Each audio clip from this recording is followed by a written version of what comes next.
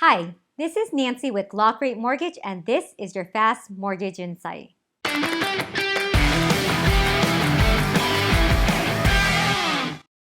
Today we're going to talk about the difference in income for mortgage financing purpose. But before we do, just a little history on income requirements for mortgage financing so you have a better idea and understanding on why these requirements exist. So back in the days, lenders would lend hundreds and thousands of dollars to anyone who pretty much had a heartbeat. They didn't ask for much documentations. They would allow you to state your income by having your employer just simply write a letter, or they would even use bank statements to show that you have funds available enough to make your payments. And for that reason, banks were offering loans to everyone, including high-risk loans that many homeowners ended up defaulting on because they couldn't afford it. And of course, that led to the market crash in 2008. Since then, lawmakers have enforced specific credit and income requirements along with document guidelines for each different program to prevent that from happening again. Now let's talk about some of the different incomes and general requirements based on today's guidelines at least. Now the key here is that lenders are looking for 2 years of stable income, meaning that you've been and will likely continue to bring in that source of income. If you are a W-2 employee, lenders want to see that you have 2 years of continuous employment in the same line of work. That can be, of course, in the same company, or if you change company, as long as it's in the same line of work, they will allow you to count that. However, if you change industries or line of work, that does restart the clock. The exception of the continuous employment history gaps would be if, say, you took a break due to a medical leave or a family leave, and you go back to working for the same company, or if you go back to working into a different company, as long as it's in the same line of work, they will allow you to continue counting that as income. Also, if you're technically employed but on a leave of absence due to medical disabilities, they will require a letter from your employer and a letter from the doctor that matches, showing your anticipated date of return to work. On a side note, your employer will also be asked to verify that you will be returning to the same position and pay for the lender to use that income. If you've been a full-time student with no prior employment history, as long as you begin working for a job in the same subject of your studies, they will allow you to use that as your new income. If you are retired and on Social Security or receiving a pension, they will ask to see proof of receipt, and that can be anything from your 1099 tax forms, your actual tax filing, bank statements showing your current receipts of the deposits, or your Social Security award letter. If you are drawing from an IRA, annuity, or retirement account, they will ask to see proof of receipts. That can be from a 1099-R form, tax filing, bank statements showing current receipt, or a letter from the financial institution confirming the amount of your draw and the frequency.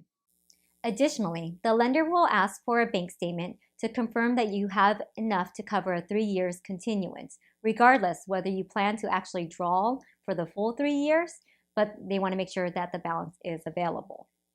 Now, if you're having trouble qualifying for a conventional or government loan due to the lender's income requirements and their programs, just keep in mind, don't get discouraged. There are other programs available that do not conform with Fannie and Freddie's guidelines. They're called non-QM, and that stands for non-qualified mortgage. You may still qualify for additional financing. I'll save that for a different video and explain those programs and qualifications. Don't forget to like, subscribe, and hit that bell so that you can get notifications for the future videos. Trust income is allowed as long as you have been receiving that income for 2 years, and they will ask for bank statements, again, to show that you have enough in reserves for a 3 years continuance. Okay, for some fun income, rental income. This one gets a little bit tricky, so let me break down scenarios for you. What if I rent out rooms in my home? Can I use that income to qualify? That's actually one of the most common questions I get. Most lenders don't have programs that allow you to use boarder income to qualify. That is when you rent out rooms in the house in which you reside in. On the other hand, they do allow you to rent out individual rooms in a property in which you rent out completely. Rental income you can use are from houses or businesses in which you do not live in yourself and are reporting that as income on your taxes. You can use new rental income that was not previously reported on your taxes, or if you can prove that the property has previously been vacant due to some major constructions or renovation, and now you have a new tenant moving in, they will allow you to use those income with a new rental agreement to verify that income. However, you can't go and just increase your current tenant's rent or substitute it with a new tenant at a higher amount and provide that new contract and say, hey, my rent income has now increased. They will not allow that. As to documentation, you can submit at least 2 years of tax return to verify your rental income. They calculate your net rents after deductions on your Schedule E, which in many cases landlords do write off a lot to avoid paying more taxes, but it's a catch-22. So if you're trying to show a high number of rental income, that doesn't really help. Your other option, instead of using taxes, is that you can use your rental agreements accompanied by your bank statements showing current receipts. Keep in mind, rental income must be verifiable. That can be from canceled checks, money orders, bank transfers from your tenant. It just can't be cash that your tenant handed you and then you go down to the bank and deposit into your bank account. That's not verifiable. For such rental income, they will calculate your income based on 75% of your rents received, less any PITI.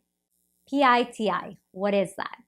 It's your mortgage principal and interest payments, plus your property taxes, plus homeowner's insurance due for that property. On a side note, when you're using such income, they will also want to make sure that you have at least 3 months of PITI in reserves in case of an emergency. Another tricky scenario is self-employment. That is when you own 25% or more in shares of the business or are working 1099. In such cases, to consider your income as stable, lenders want to see that your income is consistent or at least increasing annually. If your income declines more than 25% from the previous year, they will not consider that as stable income. Keep in mind, your business may generate a lot of income. However, the underwriter will go off your net income reported on your taxes or your K-1 schedules plus your W-2 wages from the business. They do allow you to add back certain expenses like depletion, depreciation, meals, entertainment, expenses from your use of the home to calculate your final annual income. Now, if you're self-employed and own less than 25% of shares in the company, they treat your income similar to a W-2 employee based on your pay compensation. Again, keep in mind these are very general, conventional, and government loan requirements based on today, but each lender may require something different. And that was your Fast Mortgage Insight. Please don't forget to like, subscribe, and ring that bell so you can get future notifications. Bye!